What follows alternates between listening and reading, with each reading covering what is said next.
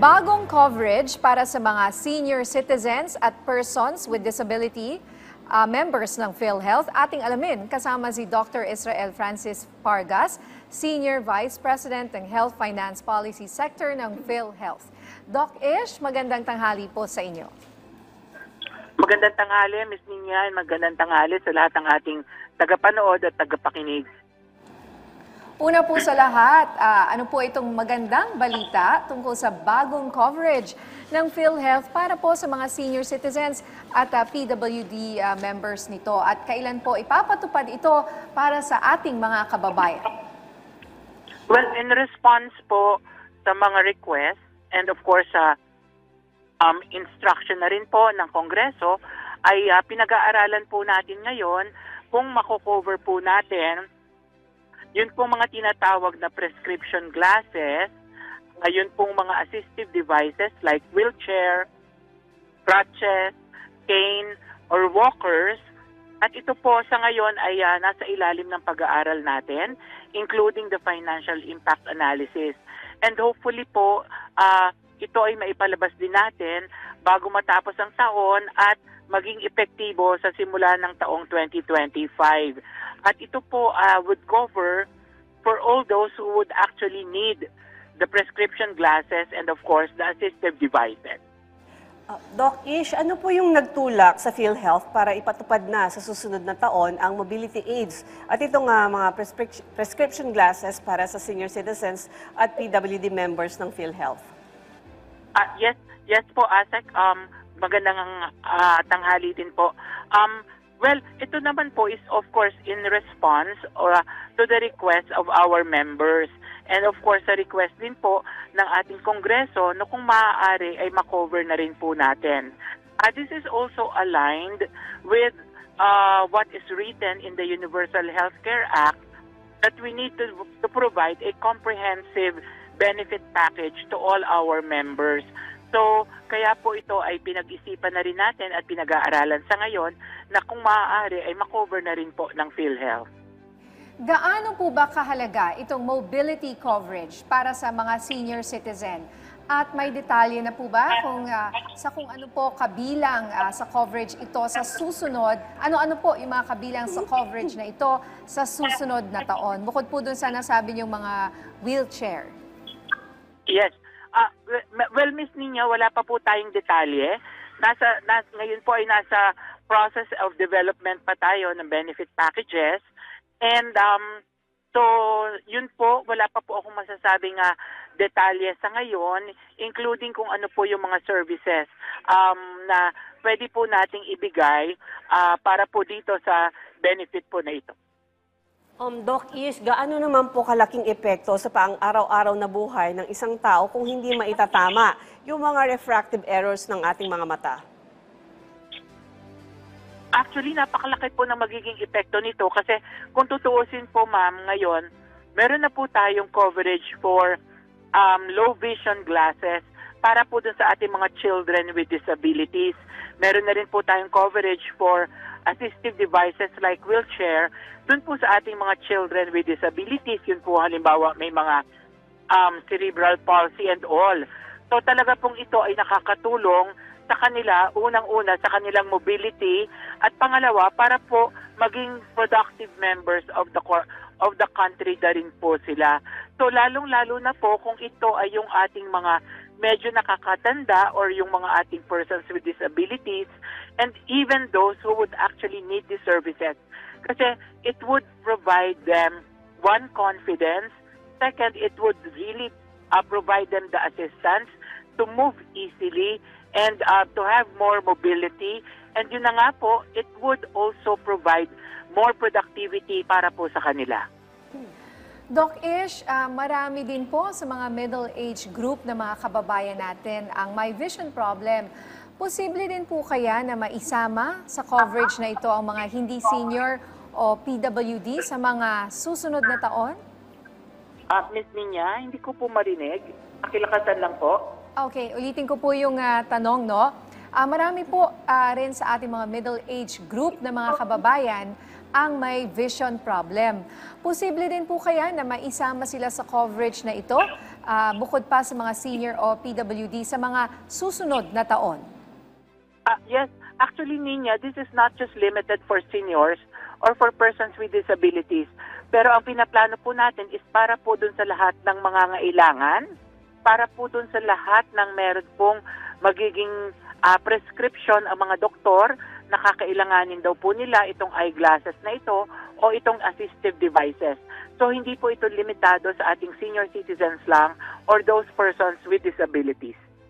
Doc Ish, dito naman po sa mga bagong coverage na ito, ano po yung mga mekanismo na kinakailangang ipatupad ng PhilHealth sa kabuuan para matagumpay na maipatupad ng vision at mobility aid coverage nito sa susunod na taon?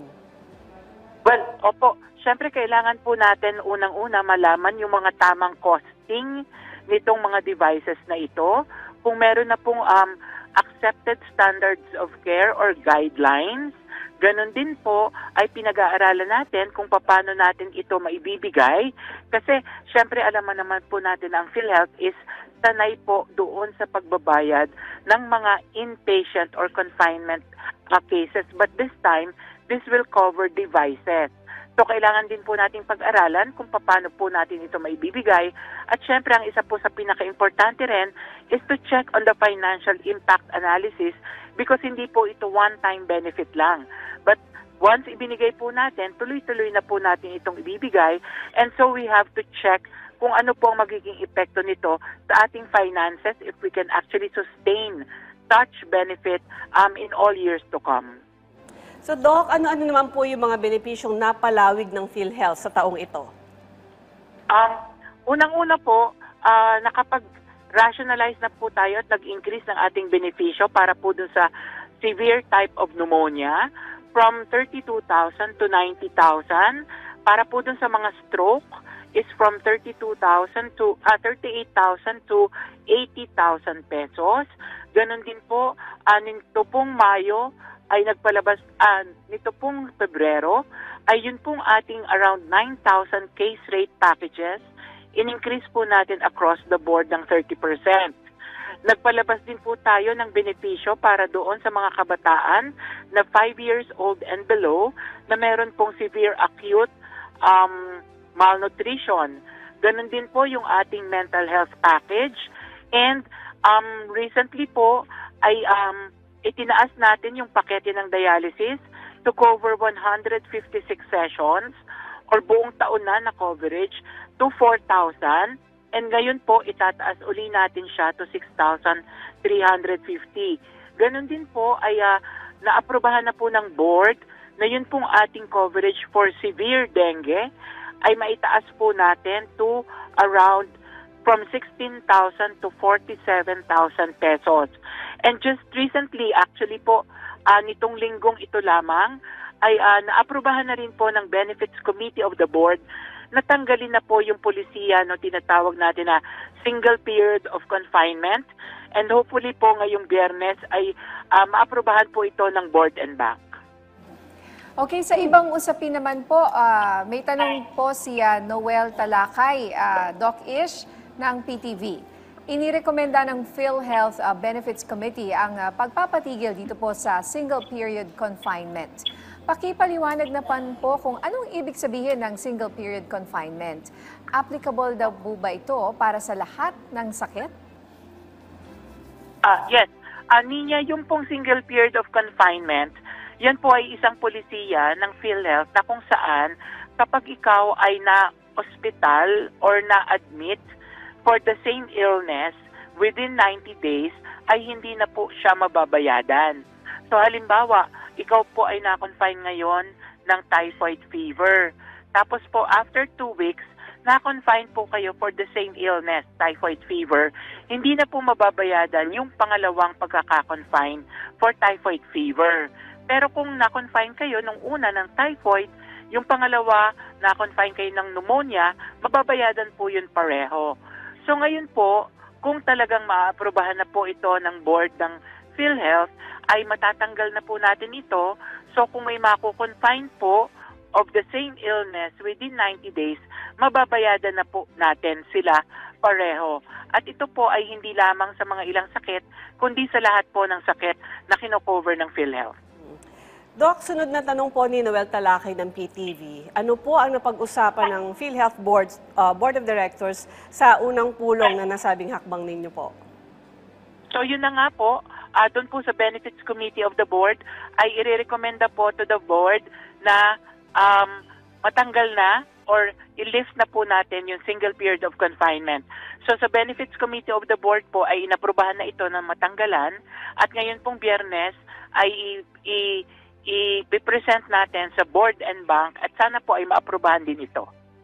Okay, mensahe nyo na lang po sa ating mga kababayan na nakatutok po sa atin ngayon, Doc Ish. Yes, thank you Ma'am Ninian, thank you ASEC. Para po sa lahat ng miyembro ng PhilHealth, gusto ko lang pong ipaalala, yun pong 4 M's ng PhilHealth. Una is magpa-register, pangalawa is mag-update ng information, pangatlo is magbayad ng premium kung kinakailangan, at pang-apat po is mag-avail tayo ng benepisyo ng PhilHealth. Kung meron po kayong mga karagdagang katanungan, pwede po kayong sumulat or tumawag sa aming hotline 028-662-2588 or mag-email po at www.philhealth.gov.ph or po sa aming Facebook or Twitter or ipaalam nyo po dito sa atin sa PTV4 at ito po ay siguradong makakarating sa amin. Maraming salamat po sa inyong oras, Dr. Israel Francis Parga, Senior Vice President ng Health Finance Policy Sector ng PhilHealth. Thank you and good afternoon po.